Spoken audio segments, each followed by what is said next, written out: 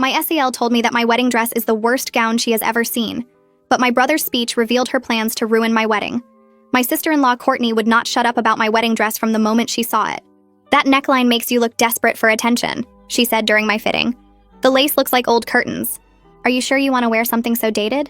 This was my grandmother's dress that she'd worn in 1952, restored and altered to fit me perfectly. It meant everything to me, but Courtney acted like I'd picked it from a dumpster. She'd send me links to other dresses daily. "This would hide your arms better." Or, "This one would make you look less bottom-heavy." When I said I was happy with my choice, she'd sigh and say, "Some people just don't want to look their best on their wedding day." At my bridal shower, she told everyone she'd tried to help me find something more flattering, but I was too stubborn to listen. I even offered to pay for a better dress, but she insists on wearing that old thing, she announced to 40 guests. My mother was furious but kept quiet to avoid drama. Courtney brought fabric samples to my bachelorette party, just in case you change your mind. We could still order something decent if we rush ship. She spent the entire night telling strangers at the bar about how I was making a huge mistake with my dress choice. "She's going to look back at photos and cry," she kept saying. The week before the wedding, Courtney called my photographer, told her to avoid full-length shots because the dress was unflattering, called my makeup artist to suggest heavy contouring to balance out what the dress did to my face, called the florist to recommend bigger bouquets to distract from the dress. They all called me confused and uncomfortable. She showed up to the rehearsal dinner with a garment bag. "I brought a backup dress just in case you come to your senses." It was this tight, revealing thing covered in sequins. This is what modern brides wear. That old dress makes you look like you're cosplaying your grandmother. My husband Tom told her to stop, but she said she was trying to save me from myself. On my wedding morning, while I was getting ready, Courtney kept making comments. "The lighting is really showing how yellow that old fabric is." And, "Are you sure you want your arms out like that?" My bridesmaids were ready to throw her out, but I told them to ignore her. I had my reasons for staying calm. As I walked down the aisle, I heard Courtney whisper to someone, "She looks like she's wearing a costume from a community theater production." But everyone else was crying at how beautiful the dress looked. My grandmother, who was 93 and there in her wheelchair, was sobbing with joy seeing her dress again. After the ceremony, during cocktail hour, Courtney cornered different relatives to point out everything wrong with my dress. The uneven hem from the alterations, the way the beading had dulled with age. The silhouette was unflattering for my body type. She didn't know my cousin Jana was recording the speeches for my grandmother, who was hard of hearing. The reception was when things got interesting. Courtney had been married to my brother James for 8 years. Their wedding had been this massive, expensive affair where she'd worn a $20,000 designer dress that she talked about constantly. "Now that was a real wedding dress," she'd always say. During the speeches, James stood up to give his best man's toast. But instead of talking about Tom and me, he started talking about Courtney. "Seeing my sister in my grandmother's dress today made me realize something important," he said. The room went quiet. "It made me realize that some people understand what matters in a marriage and some people don't." Courtney smiled, thinking he was about to agree with her about the dress. James continued, "My sister chose a dress that represents family, history, and love. It's the same dress our grandmother wore when she married our grandfather, and they were together for 67 years until he passed." He turned to look directly at Courtney.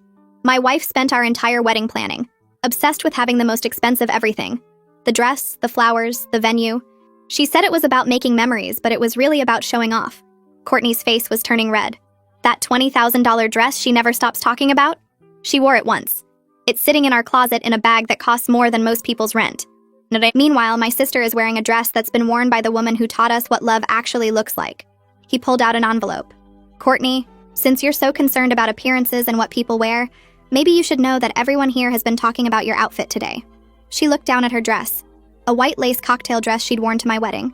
James held the envelope higher, and I watched Courtney's smile turn stiff, like plastic that had been left in the sun too long. The room went so quiet I could hear my own heartbeat in my ears. James opened the envelope and pulled out his phone, holding it up so everyone could see the screen.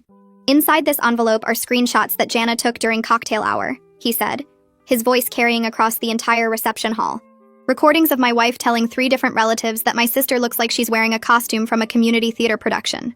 A fork clattered onto someone's plate near the back, the metal sound echoing through the silence.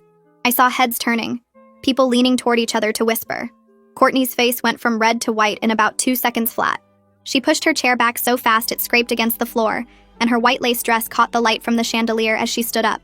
"James," she started, but he held up his hand and kept talking over her. "Sit down, Courtney. You've spent 6 months criticizing my sister's choices, and now everyone gets to hear about it." His voice was calm, but there was something hard underneath it, like steel wrapped in velvet. Courtney opened her mouth again, then closed it. Her hands were shaking as she grabbed the edge of the table. After what felt like forever but was probably only 10 seconds, she slowly sat back down in her chair. Her face was bright red now, and I could see a vein pulsing in her neck. James tapped his phone screen a few times, and suddenly Courtney's voice filled the room through the reception hall's sound system. I tried everything to get her into something decent, but she insisted on that yellowed old rag. Some people just have no taste. The audio was crystal clear, and I recognized the background noise from cocktail hour, the clinking glasses and low music. Several guests gasped out loud. I looked over at my mother and saw her hand fly up to cover her mouth, her eyes wide with shock. Two of my aunts at the next table were staring at Courtney like they'd never seen her before. Jana was standing near the DJ booth with her phone still in her hand, looking both nervous and satisfied at the same time. Tom's hand found mine under the table, his fingers warm and steady as they squeezed tight. James kept talking, his eyes scanning the room. My wife called the photographer, the makeup artist, and the florist to try to sabotage my sister's wedding because she couldn't handle that someone else's choices were different from hers. I watched as the photographer at the back of the room started nodding her head up and down really fast, confirming the story to the guests sitting near her table. The woman next to the photographer put her hand on her arm and whispered something, probably asking if it was true. More people were whispering now, a low buzz of voices spreading through the room like ripples in water. Courtney found her voice again and stood up, her chair scraping backward a second time. Her hands were still shaking, and when she tried to smooth down her white dress, I noticed her fingers were trembling. This is ridiculous, James. I was trying to help. Someone needed to tell her the truth about that dress, but her voice cracked right in the middle, breaking on the word truth like it was too heavy to carry. Several guests were now whispering to each other and glancing back and forth between Courtney and me, their faces showing they were starting to understand what had really been going on. My bridesmaid Megan reached over from her seat and squeezed my other hand, the one Tom wasn't holding. James turned to look at Courtney, and I saw something on his face I'd never seen before when he looked at her. It was disappointment mixed with something harder, something that looked like he'd made up his mind about something important. You wore a white dress to my sister's wedding, Courtney. White. To someone else's wedding. And you think you were trying to help? The murmuring in the room got louder, people actually talking out loud now instead of just whispering. I saw guests who hadn't seemed to notice Courtney's dress before now staring at her outfit with their mouths hanging open. One of Tom's aunts actually pointed at Courtney's white lace cocktail dress, then covered her mouth with her hand like she couldn't believe what she was seeing. My grandmother wheeled her chair forward a little bit, the wheels making a soft squeaking sound on the floor. The room went quiet again, everyone turning to look at her. That dress your wife is criticizing was the dress I wore when I married the love of my life. We had 67 years together before he passed. Her voice was strong despite her being 93 years old, stronger than I'd heard it in months. She looked directly at Courtney, not blinking, not looking away. How many years do you think your marriage will last if this is how you treat family? The question hung in the air like smoke, and I saw several people at nearby tables wince at how direct it was. Courtney's face crumpled like paper being crushed in someone's fist. She grabbed her purse from the back of her chair, the metal clasp making a clicking sound. I don't have to listen to this. James, we're leaving. She said it like an order, like she expected him to jump up and follow her out. But James didn't move from his spot at the microphone. He just stood there, staring at her with that same disappointed look on his face. The seconds ticked by. 5, 10, 15. People were frozen in their seats, watching to see what would happen. Courtney's face went from angry to confused, to something that looked like panic as she realized James wasn't coming with her. James finally moved, but instead of walking toward Courtney, he set down the microphone on the head table and walked over to where our grandmother sat in her wheelchair. He knelt down beside her chair, one knee on the floor, and looked up at her face. I'm sorry, Grandma. I should have said something months ago when this all started. His voice was quieter now, meant for her but loud enough that people nearby could still hear. Grandmother reached out and patted his hand with her wrinkled fingers, then leaned down and said something too quiet for the rest of us to hear. I watched James's shoulders relax a little bit as he nodded, and I saw what looked like tears in the corners of his eyes. Courtney was still standing by her chair, her purse clutched against her chest like a shield. She looked around the room, probably trying to figure out if she should actually leave by herself or keep waiting for James. Her teenage daughter Savannah got up from her seat at the family table and walked across the dance floor toward me. She stopped next to my chair and bent down, her long hair falling forward as she whispered near my ear. I'm sorry my mom was so mean about your dress. You look really beautiful. The simple kindness from my niece made my eyes start to water, and I had to blink fast to keep from crying and ruining my makeup. I thanked Savannah quietly and squeezed her hand, not trusting myself to say more without crying. The DJ must have sensed the room needed a shift because upbeat music suddenly filled the space, something light and happy that made people start moving again. My Aunt Linda was the first one up, pulling my Uncle Mike onto the dance floor with a laugh that broke the heavy silence. Other guests followed, chairs scraping against the floor as they stood and stretched. My cousin from Tom's side came over and hugged me tight, whispering that the dress was stunning and she hadn't known about the family history. Then Tom's grandmother approached with her walker, moving slowly but determined, and she touched the lace on my sleeve with gentle fingers. She told me her own mother had sewn her wedding dress by hand in 1948, and she understood what it meant to wear something made with love instead of bought for show. More relatives gathered around, forming a small crowd near my chair, and they all wanted to know about the dress now. How old was it really? Did grandmother still have photos from her wedding? Had the alterations been difficult? I found myself telling the story over and over, about finding the dress in grandmother's attic last year, about the restoration process that took 3 months, about how the seamstress cried when she saw the original beadwork. Someone asked if grandmother had done all the beading herself, and I nodded, pointing to where she sat in her wheelchair surrounded by her elderly friends. They were all leaning in close, examining something on the table in front of them, probably the photos I'd given her earlier. My mother's sister came up and apologized for not saying something at the bridal shower when Courtney was being cruel. She said she'd been shocked into silence but regretted it now. I told her it was okay, that I'd had my reasons for staying calm through all of Courtney's comments. Another aunt mentioned that she'd always thought Courtney was too focused on money and status, that it was nice to see someone prioritize meaning over price tags. The comments kept coming, warm and supportive, and I realized that Courtney's behavior had bothered more people than I'd known. They'd all just been waiting for someone to say something first. I glanced toward the exit and saw James standing near the door with Courtney. She was talking fast, her hands moving in big gestures, pointing back toward the reception hall and then at herself. Her face was red and her mouth was moving quickly like she was trying to explain or defend or maybe demand something. James stood with his arms crossed over his chest, his expression completely blank. He wasn't nodding or agreeing or even responding to whatever she was saying. Every few seconds she'd pause like she expected him to answer, but he just stood there looking at her with that same flat, disappointed expression. She grabbed his arm at one point and he pulled away gently but firmly, shaking his head. Her gestures got bigger and more frantic, and I could see even from across the room that she was getting desperate. She kept glancing back at the reception like she was worried about what people were thinking or saying. James said something short, just a few words, and Courtney's whole body went rigid. She stared at him for a long moment, her mouth open like she couldn't believe what she'd just heard. Then she grabbed her small clutch purse from where it had been tucked under her arm, turned on her heel, and walked toward the exit. She didn't look back at James or the reception or anyone. The door closed behind her with a soft click that I couldn't actually hear over the music, but somehow felt. James stood there alone for another minute, staring at the closed door, his shoulders rising and falling with a deep breath. When he finally turned around and walked back into the reception, he looked exhausted, but also lighter somehow, like he'd just set down something heavy he'd been carrying for years. Several people patted his shoulder as he passed, and he nodded at them with a small, tired smile. Tom appeared beside me and held out his hand. The DJ was playing our first dance song, the one we'd chosen months ago, and Tom pulled me onto the dance floor. His arms wrapped around my waist and I rested my head against his shoulder as we started swaying to the music. The dress moved beautifully, the skirt flowing around my legs exactly like I'd imagined it would. Tom leaned down and whispered right next to my ear so only I could hear. His breath was warm against my skin and his voice was full of admiration and a little bit of amazement. I laughed despite everything that had just happened, despite the drama and the tension, and Courtney storming out. Tom was right that James's speech had been incredible, but more than that, I realized the whole confrontation had made this day mean something deeper than just a pretty wedding. It had become about standing up for what matters, about family supporting each other, about choosing substance over superficiality. If everything had gone smoothly and Courtney had just kept her mouth shut and James had given a normal best man speech, this would have been a nice wedding.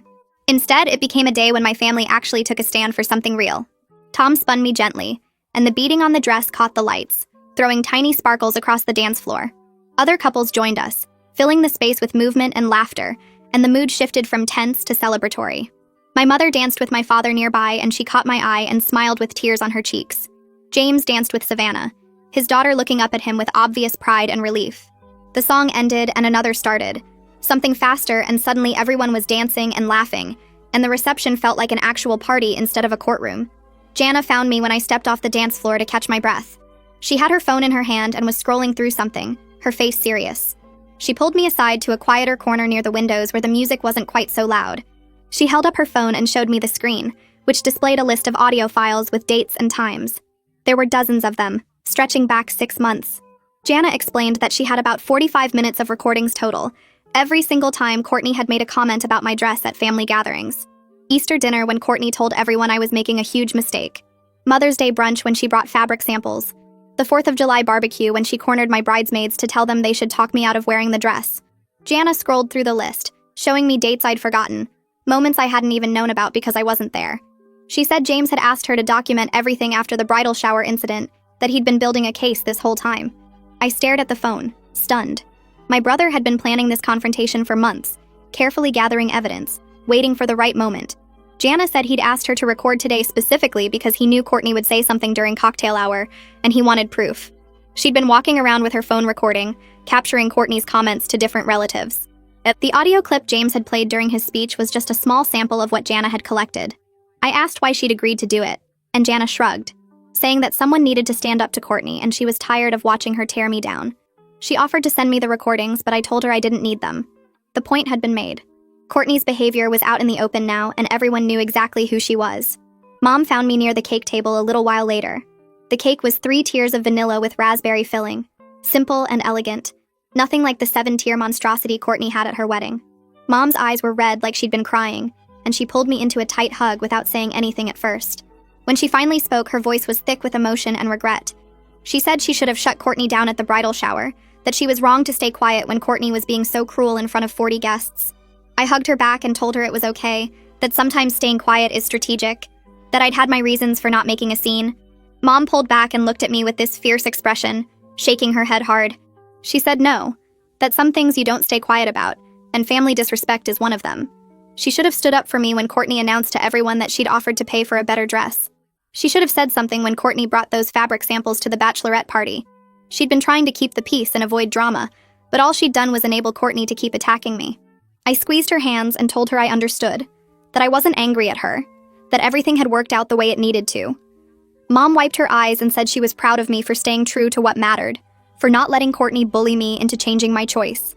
She touched the lace on my shoulder and said I looked exactly like grandmother had in the old photos, beautiful and confident and completely myself. James appeared next to Tom and me while we were standing near the cake, waiting for the photographer to set up for the cutting photos.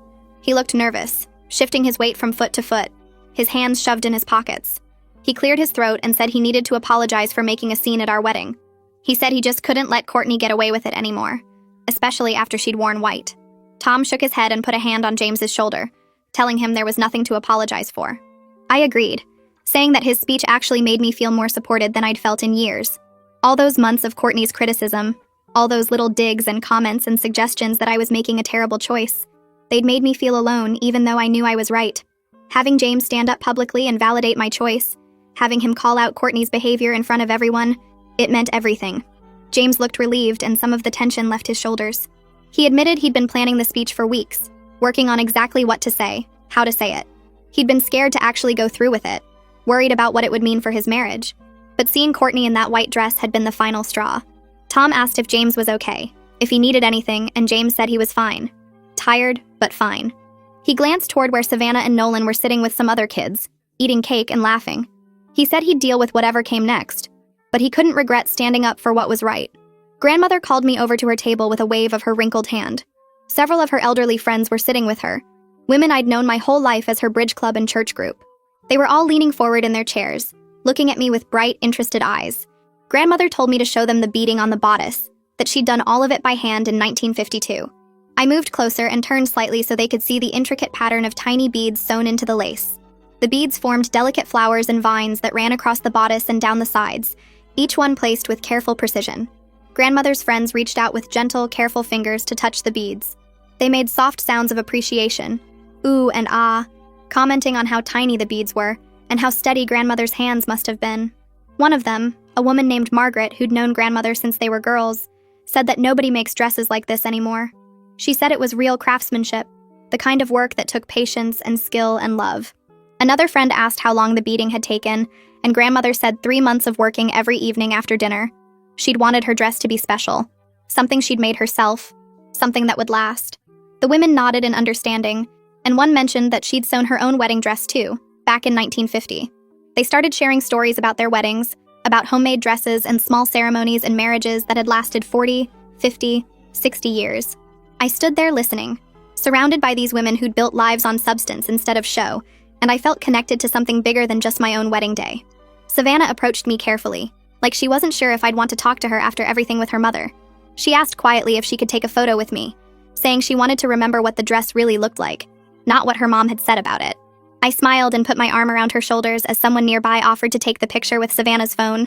We posed together, both smiling, and the photographer took several shots.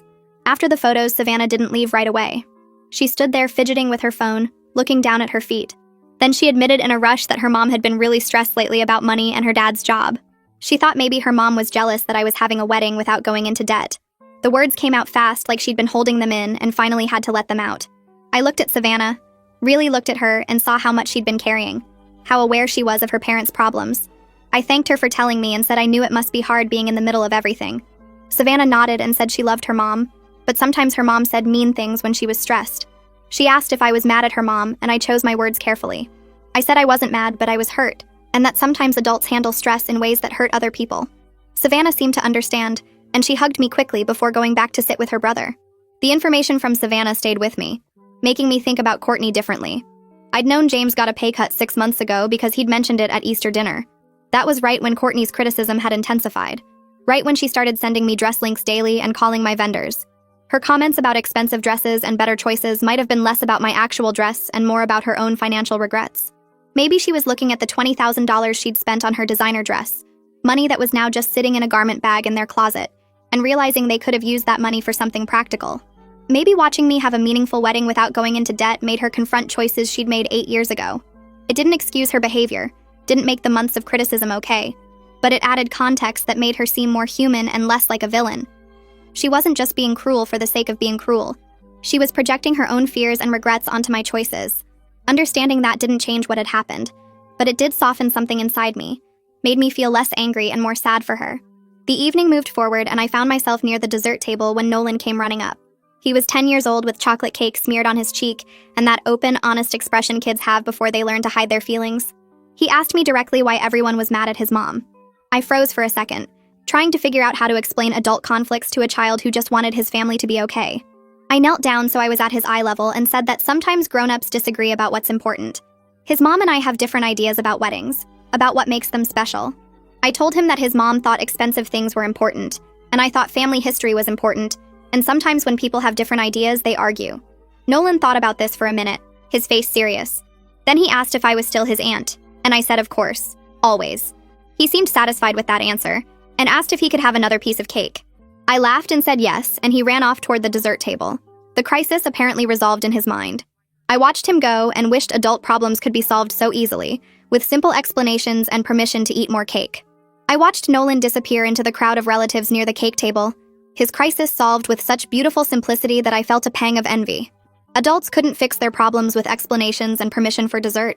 Tom's parents found me a few minutes later, his mother approaching with her purse over her shoulder and his father's coat draped across her arm. She took both my hands in hers, squeezing gently, her eyes warm and sincere. Her words about the dress being stunning and the story making it more beautiful settled something inside me that I hadn't realized was still unsettled. I thanked her, meaning it completely, grateful that my new in-laws understood what wearing grandmother's dress represented to me. They left with hugs and promises to see us before the honeymoon, and I felt lucky to be joining their family. The reception was winding down now, guests trickling toward the exits in small groups, the energy shifting from celebration to tired contentment. I spotted grandmother sitting alone at her table, her wheelchair positioned so she could watch the remaining dancers, and I made my way over to sit beside her. She patted the chair next to her and I sank into it, kicking off my shoes under the table with relief. She started telling me about her wedding day in 1952, her voice soft but clear, describing how simple everything had been compared to modern celebrations. No elaborate decorations or expensive venues, just family and friends in a small church with homemade food at the reception afterward. Her eyes got distant with memory as she described how happy she'd been despite the simplicity, how none of the material things mattered when she was marrying the man she loved. She turned to look at me directly, her hand finding mine on the table. Her next words about the dress not making the marriage hit me hard, the truth of them settling deep in my chest. She explained that her happiness with grandfather came from respecting each other and working as a team through all the years, through arguments and struggles and joys. That foundation of respect and teamwork was what lasted through 67 years, not the dress or the flowers or the venue. I squeezed her hand, feeling tears prick my eyes again, understanding that she was giving me the real gift tonight, not just the dress, but the wisdom that came with it. Jana appeared at my elbow holding her phone, her expression somewhere between amused and concerned. She showed me the screen, revealing a string of text messages from various family members, all asking for copies of the recordings she'd made. Linda wanted to know exactly what Courtney said at Easter dinner. Mike was asking about Thanksgiving comments. 3 cousins were requesting the full cocktail hour footage. I stared at the messages, feeling a mix of vindication and exhaustion at the thought of the recordings circulating through the family like currency. I told Jana to delete everything, my voice firm despite my tiredness. The point had been made tonight, publicly and clearly, and I didn't want to fuel more family drama by letting those recordings spread. Jana nodded, seeming relieved by the decision, and I watched her thumb through the deletion process right there in front of me. She thanked me for not letting this turn into a bigger mess than it already was, and I appreciated her loyalty throughout this whole situation. James found me near the coat check as the last guests were gathering their belongings, his face serious in a way I'd rarely seen. He asked if we could talk privately, and I followed him into a side room off the main hall, closing the door behind us to muffle the sounds of the reception. He stood there for a moment, hands in his pockets, looking more uncertain than I'd ever seen my confident older brother look. When he finally spoke, the words came out heavy and deliberate, explaining that he was probably going to separate from Courtney for a while. My stomach dropped at the announcement, even though part of me had been expecting something like this after his speech. He continued before I could respond, clarifying that this wasn't just about my dress or tonight's confrontation, but about how Courtney treated people when she thought no one important was watching. He'd been noticing patterns for months, ways she spoke to service workers and family members, how she valued appearances over authenticity in every aspect of their lives. Tonight had just been the final confirmation that his marriage had problems that went beyond financial stress or temporary difficulties. I felt shock wash over me, but also immediate concern for Savannah and Nolan, asking what would happen to them after everything they'd witnessed tonight. James's face softened when I mentioned the kids, and he explained he'd been thinking about this decision for months, not making it impulsively based on one dramatic evening. He'd been considering what kind of example he was setting for his children by staying in a marriage built on superficial values and constant criticism. Requested Reds is on Spotify now. Check out link in the description or comments. Tonight had shown him that Savannah and Nolan were already being affected by their mother's behavior, already learning to measure worth by appearances and price tags. He thought separating might actually be healthier for them in the long run than watching their parents pretend everything was fine. He assured me he'd handle everything carefully, put the kids first, make sure they had stability and support through whatever came next. I hugged him tightly, feeling proud of him for making a hard choice, and sad that it had come to this point. Tom found us a few minutes later and we said goodbye to the remaining family members before heading to our hotel suite around midnight.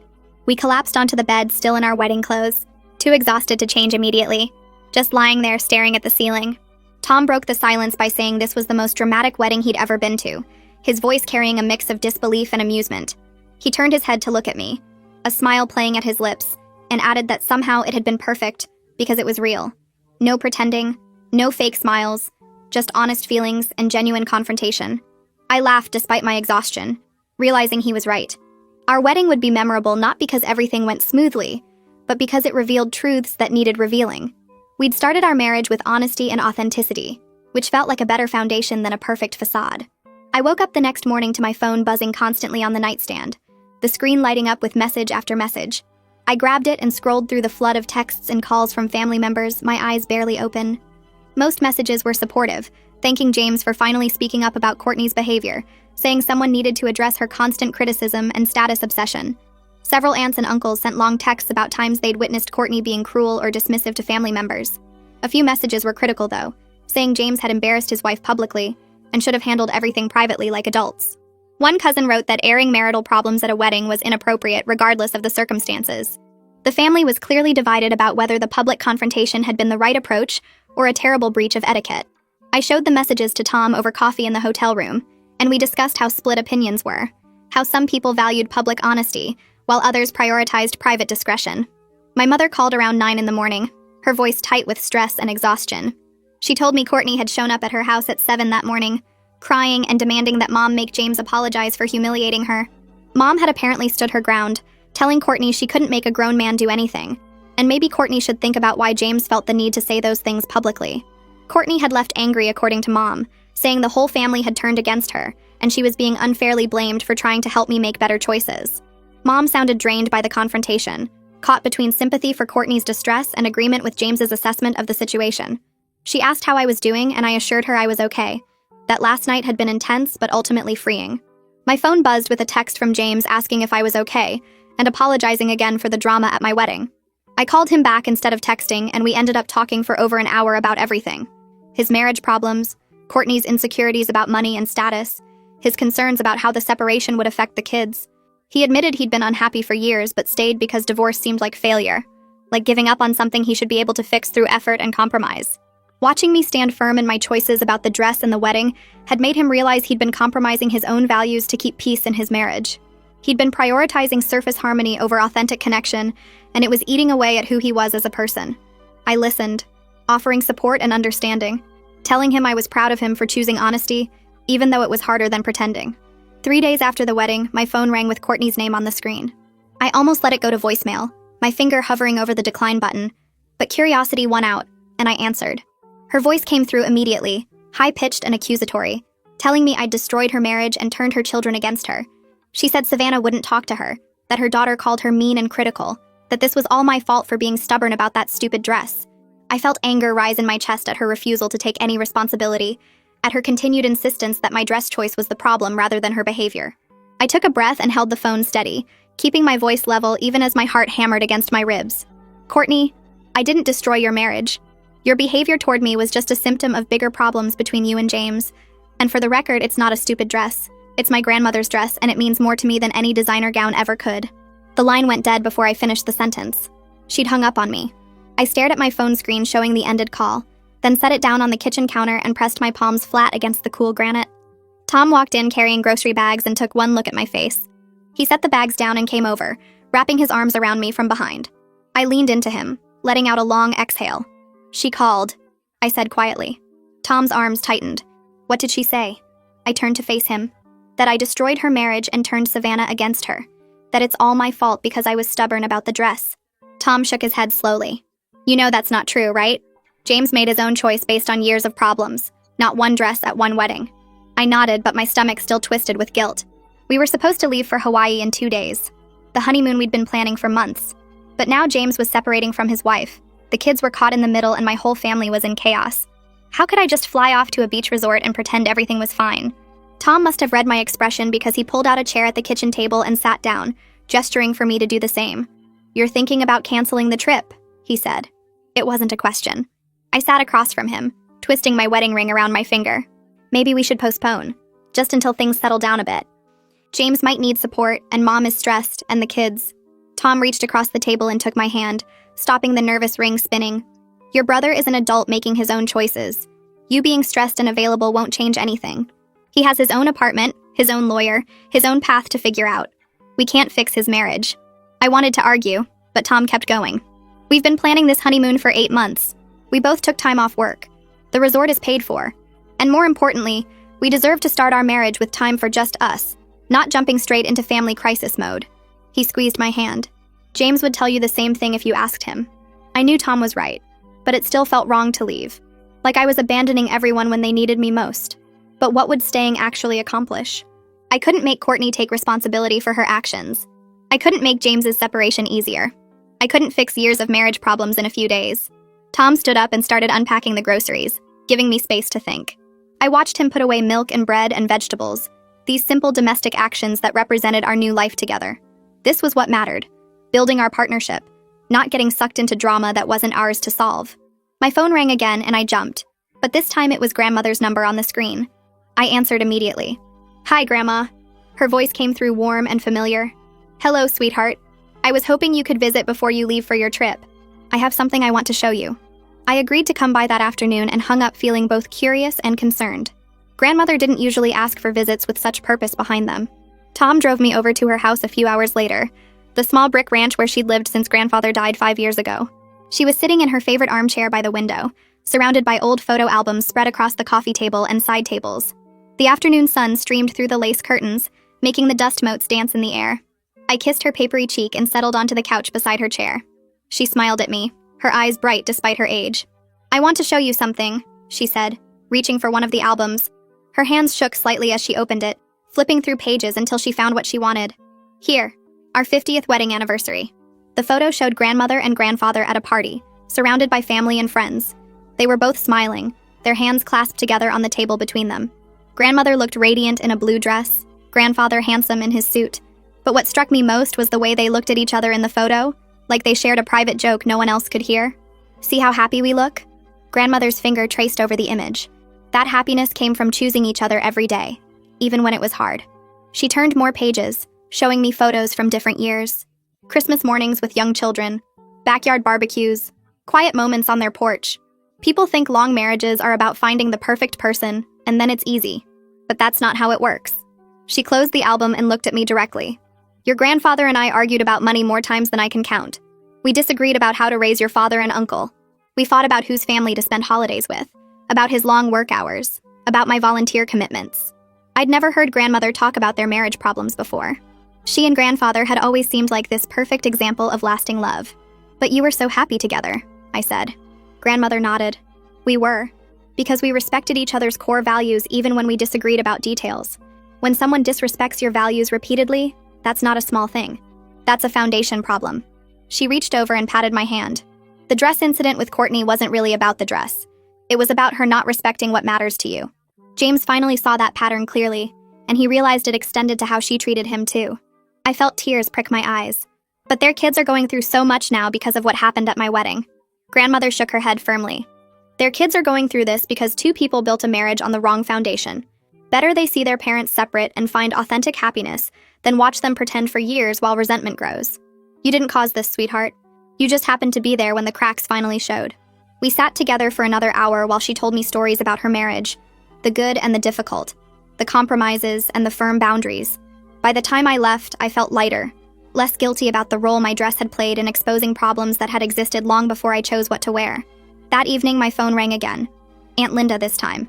I almost didn't answer, tired of family drama, but something made me pick up. I just wanted to tell you something, Linda said without preamble. I've always thought Courtney was too focused on appearances and status. I'm glad someone finally said something. James has seemed miserable for years, but we all pretended not to notice because that's what families do. Her words hit me hard. How many people had watched James struggle in his marriage and said nothing? How many relatives had seen Courtney's behavior patterns and stayed silent to keep peace? Why didn't anyone say anything before? I asked. Linda sighed. Because it's easier to ignore problems than confront them. Because we tell ourselves it's not our business. Because family gatherings are more comfortable when everyone pretends everything is fine. She paused. But you didn't pretend. You stood firm in your choice, and that forced everyone to see what they'd been avoiding. That took courage. After we hung up, I sat on the couch next to Tom and told him about both conversations. He listened quietly, then said what I'd been thinking. A lot of people saw the problems, but you're the one who gets blamed for exposing them. That's not fair, but it's often how it works. I nodded, knowing Tom was right, but still feeling the weight of being the person who forced everything into the open. 3 days after we got back, James texted asking if we wanted to come over for dinner at his new place. He said to bring takeout since he didn't have much in the kitchen yet. Tom and I stopped at this Thai place James liked and showed up at his apartment around 7. The building was older, nothing fancy, and his unit was on the second floor at the end of a long hallway. James answered the door in jeans and a t-shirt, looking more relaxed than I'd seen him in years. The apartment was small, maybe half the size of the house he'd shared with Courtney. The living room had a couch, a coffee table, and a TV sitting on the floor because he didn't have a stand yet. The kitchen was visible from where we stood, just a galley set up with basic appliances. No artwork on the walls, no decorative pillows, no carefully arranged shelves full of expensive things. It looked like someone had just moved in, which he had, but there was something peaceful about the emptiness. James took the food bags from Tom and started pulling out containers. We sat on the floor around the coffee table since he only had 2 chairs and insisted we take those. As we ate pad thai and spring rolls, James talked about the apartment search, how he'd looked at places twice this size but kept coming back to this one because it felt manageable. Courtney would have hated it, he said. No granite countertops, no walk-in closets, no impressive address to mention at parties. But sitting there with borrowed furniture and takeout boxes, he seemed lighter somehow, like he'd put down something heavy he'd been carrying for years. Tom asked about the kids, and James said they were adjusting okay. Savannah was actually excited about having 2 places, said it felt like an adventure. Nolan was confused, but handling it better than expected. They'd been to the apartment twice already, helped him pick out which bedroom they wanted for sleepovers. After we finished eating, James leaned back against the couch and started talking about his marriage in ways I'd never heard before. He said Courtney's focus on appearances and status made him feel like he was never enough, like every accomplishment got measured against what their friends had, or what people would think. When he got promoted at work, her first question was whether his new title sounded impressive enough. When they went on vacation, she spent more time taking photos for social media than actually enjoying the trip.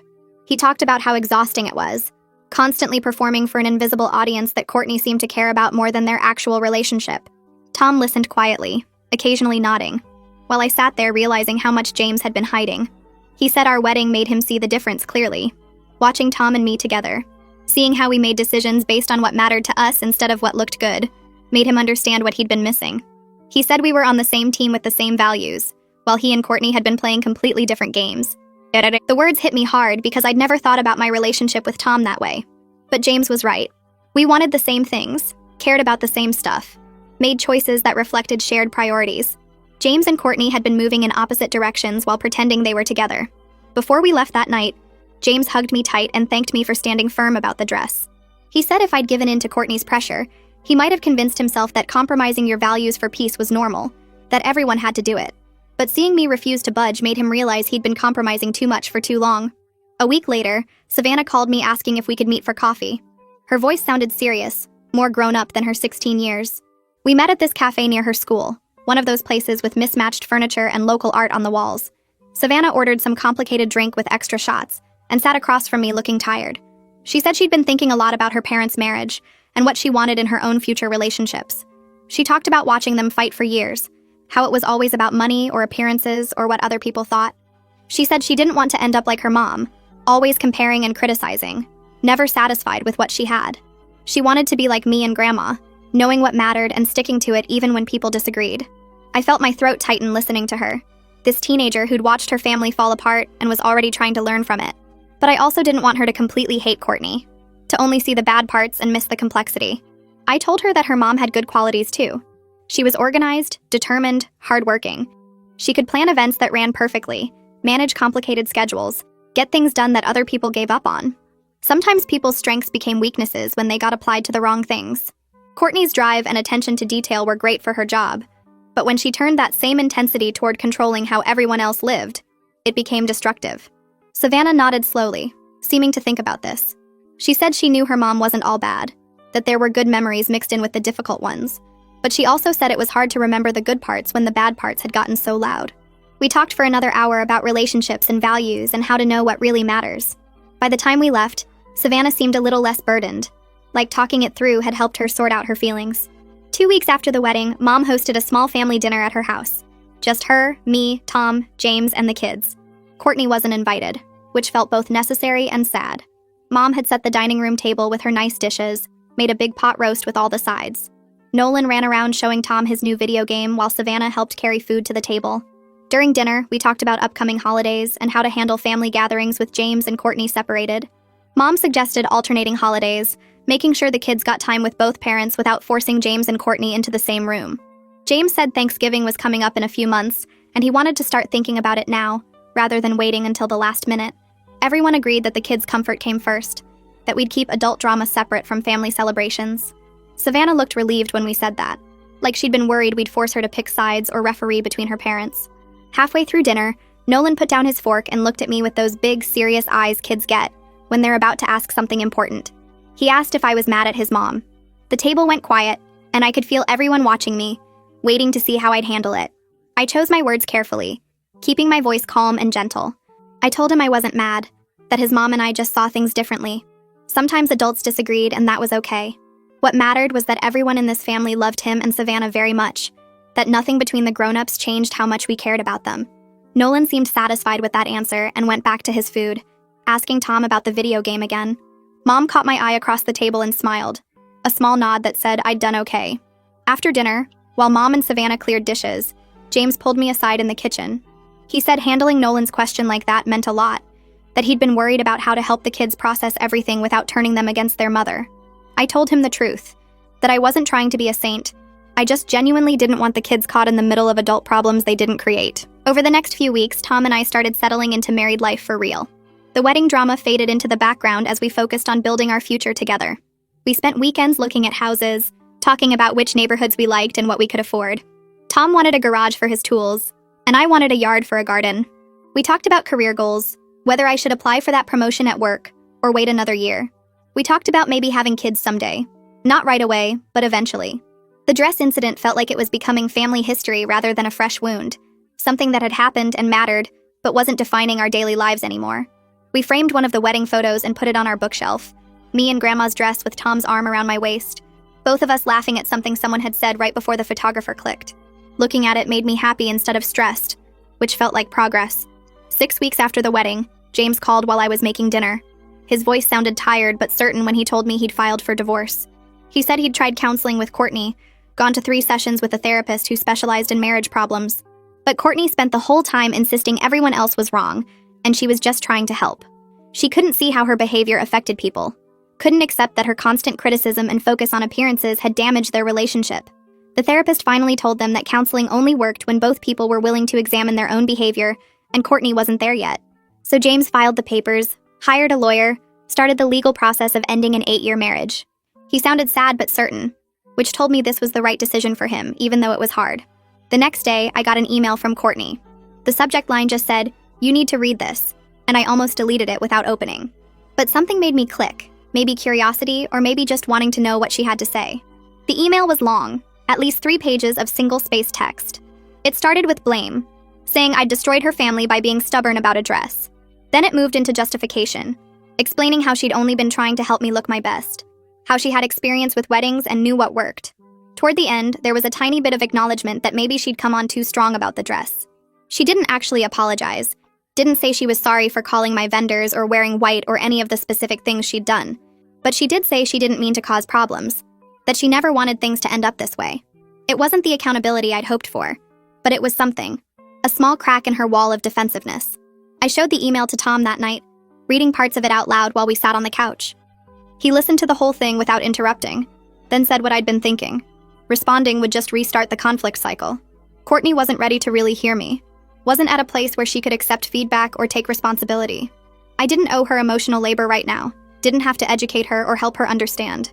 Maybe someday, but not today. Tom's support in setting that boundary made me feel secure in our partnership, knowing he had my back even when the easier path might be to smooth things over.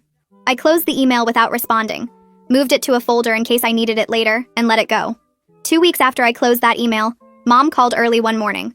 Her voice sounded tight and worried when she told me Grandma had fallen in her kitchen the night before. Nothing broken, just a bad bruise on her hip and some scrapes on her arm, but the paramedics took her to the hospital anyway because of her age.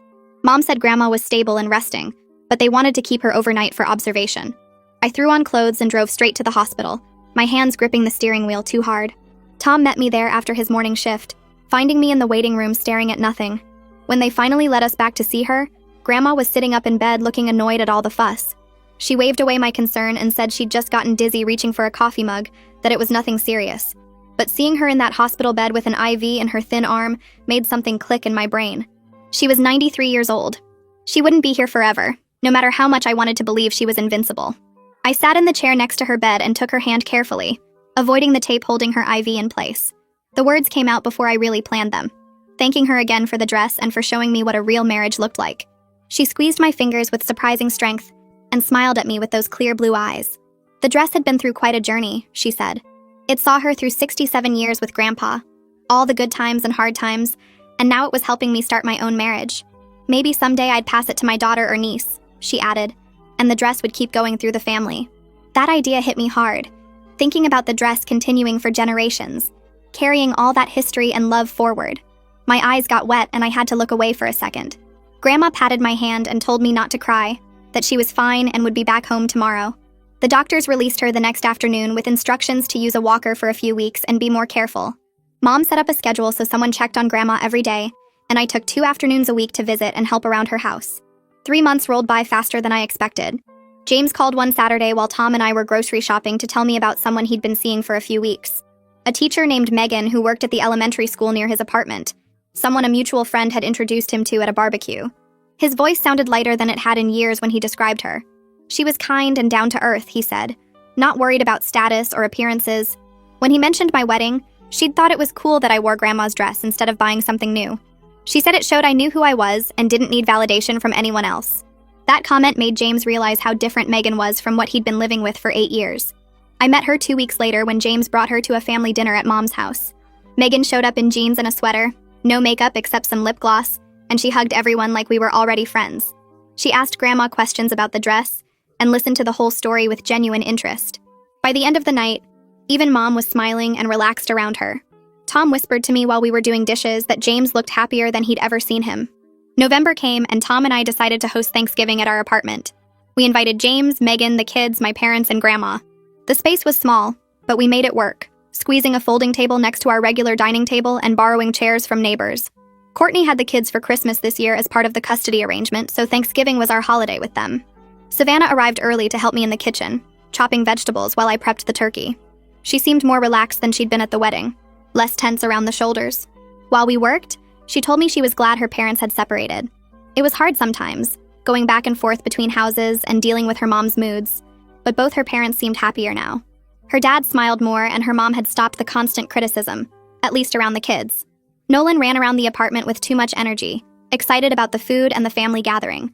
Grandma sat in the best chair directing traffic and telling stories about Thanksgivings from decades ago. When we finally sat down to eat, the table was crowded and loud with conversation. Mom stood up with her wine glass and the room got quiet. She proposed a toast to family that supports each other's choices, even when those choices are different from what we might pick for ourselves. To respecting what matters to each person, instead of forcing everyone into the same mold. And to me, she said, for teaching everyone a lesson about staying true to yourself even when people push back.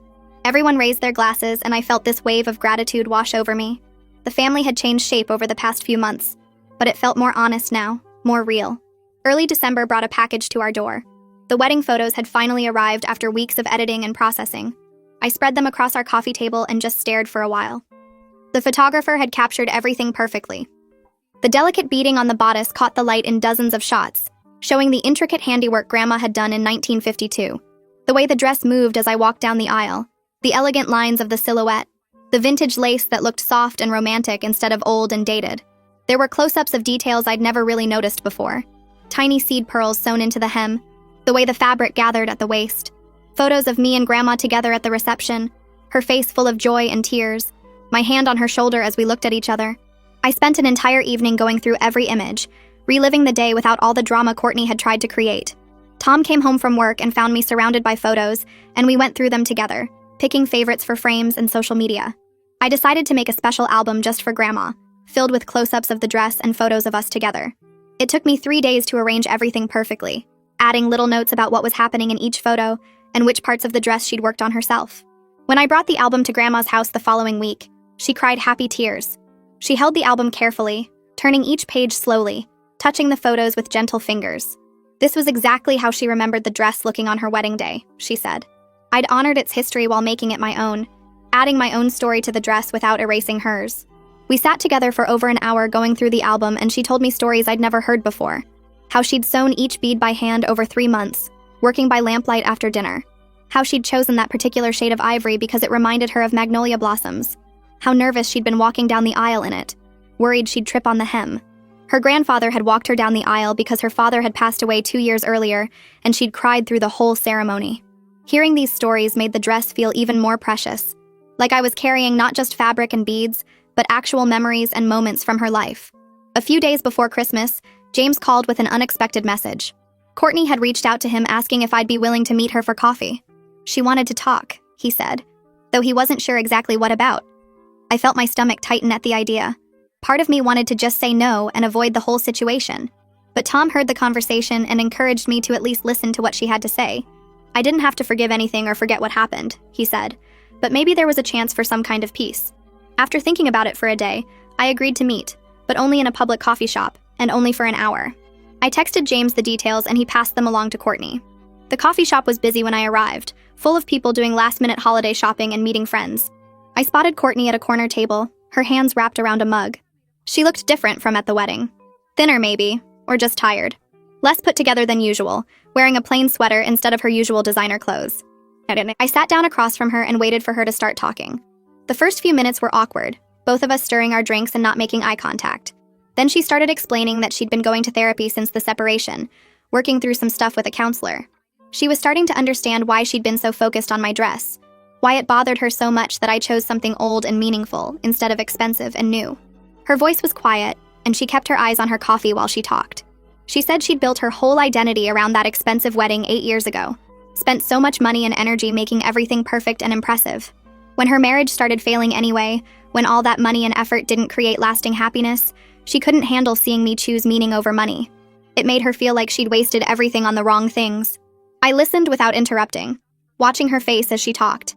It wasn't a full apology. She didn't say sorry for calling my vendors or wearing white to my wedding or any of the specific cruel things she'd done, but it was honest self-awareness, an admission that her behavior came from her own issues and insecurities. When she finished talking, I thanked her for being honest and told her I appreciated that she was working on herself. I didn't think we'd ever be close, I said, but I hoped we could be civil at family events for the kids' sake. They'd been through enough with the divorce and didn't need adults creating more tension. She agreed, nodding quickly, and said that was all she wanted too. We finished our coffee in silence and left on neutral terms. It wasn't friendship or forgiveness, but it was a workable peace that felt realistic, given everything that had happened. 6 months had passed since the wedding, and Tom and I were standing in the third house of the day, watching the realtor point out features we barely heard. I kept thinking about how different everything felt now. My marriage was solid, built on something real instead of just excitement and planning. We made decisions together, respected each other's opinions, and never felt like we were competing or keeping score. James had moved into a bigger apartment and seemed lighter every time I saw him, like he'd been carrying weight for years that he finally got to put down. His girlfriend Megan was kind and genuine, and she treated Savannah and Nolan like they mattered instead of like accessories to her image. The family had settled into a new normal that felt more honest even if it was messier. Courtney showed up to events but stayed on her side of the room, and nobody pretended everything was perfect anymore. We all just existed together with less fake politeness and more real boundaries. Savannah called me on a Tuesday afternoon asking if we could meet for coffee. When we sat down, she fidgeted with her cup for a minute before asking if she could borrow grandmother's dress for her junior prom. She wanted to have it altered into a more modern style but keep the basic structure and some of the vintage beading. I was surprised and touched that she wanted to connect with that family history, especially after everything her mom had said about the dress. I told her I needed to talk to grandmother first since it was really her dress even though I'd worn it. Savannah nodded and said she understood, then showed me some sketches she'd made of how she imagined it could look. That weekend I visited grandmother and showed her the drawings, and her face lit up with joy. She immediately started talking about which alterations would work and which wouldn't, planning the whole project with excitement I hadn't seen from her in months. The family barbecue in late spring was the first time we'd all been together since Easter. I stood near the grill watching James flip burgers while his kids played cornhole in the yard. Tom was chatting with my dad about baseball scores, and grandmother sat in her favorite lawn chair telling stories to anyone who would listen. Courtney was there too, staying mostly on her side of the yard with her sister, but the tension was manageable instead of explosive. She'd brought a salad and kept her comments to herself, and when Savannah ran over to show her something, Courtney actually smiled and seemed engaged. The family wasn't perfect or healed or back to normal, but it was real and honest now. People said what they meant, set boundaries when they needed to, and stopped pretending problems didn't exist just to keep peace. Tom found me standing there taking it all in and wrapped his arm around my waist. I leaned into him, feeling grateful for everything that had changed. The dress was back in its preservation box waiting for Savannah's prom, and whatever came after that, but the lessons it had taught our family about being real and respecting what matters were still very much alive. That's where we'll wrap it up today. I'm really grateful you were here to listen. I hope this one added a little warmth to your day.